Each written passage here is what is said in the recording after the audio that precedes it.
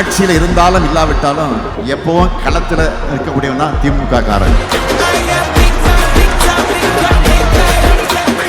என் இறுதி மூச்சு இருக்கிற வரைக்கும், என் இதயத்துடி படங்கு வரைக்கும் பெரியார், அண்ணா, கலைஞர் காட்டின பாதைகளை தமிழ்நாட்டுக்காகவும் தமிழ் மொழிக்காகவும் தமிழினத்துக்காகவும் உழைச்சுக்கிட்டே தான் இருப்பேன்.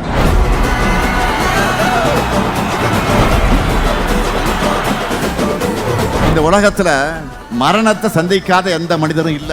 இந்த ஸ்டாலினுக்கு மரணம் வரும், மண்ணில் புதைப்பார்கள். ஆனால் சவால் விட்டு சொல்றேன், இந்த ஸ்டாலின் கொண்டு வந்திருக்கக்கூடிய திட்டங்களை மண்ணிலே புதைக்கிற துணிச்சல் ஒருத்தருக்கு வராது. இந்த திட்டங்கள் இருக்கிற வரை இந்த ஸ்டாலின் தான் தமிழ்நாட்டை ஆள்வான்.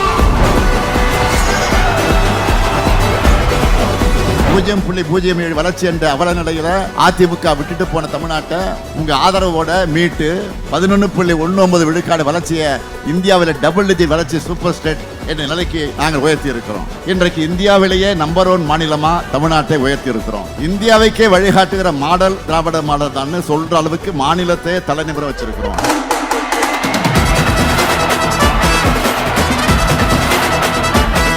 பாஜகவுடைய கிளை செயலாளராக பல்லை காட்டும் பாதம் தாங்கி பழனிசாமியால இப்படியெல்லாம் சாதனைகளை பட்டியலிட்டு சொல்ல முடியுமா? அடிமை ஆட்சியை தந்த அவருக்கு சொல்லிக்கிறது என்னன்னா எதுவும் கிடையாது. பழனிசாமியுடைய லட்சணம் உங்களுக்கு தெரியாதா? கொரோனா மட்டும் இல்ல, தமிழ்நாட்டில் சென்னை உட்பட எந்த மாவட்டத்தில் மழை வெள்ளம் பாதிப்பு ஏற்பட்டாலும், பயிர் சேதம் ஏற்பட்டாலும், நிலச்சரிவு நடந்தாலும் நேரில் போய் உடனுக்குடன் பார்த்திருக்கிறேன். வாழ்க்கை முழுக்க களத்திலே இருக்கிறவன் தான் இந்த முத்துவேல் கருணாநிதி ஸ்டாலின்.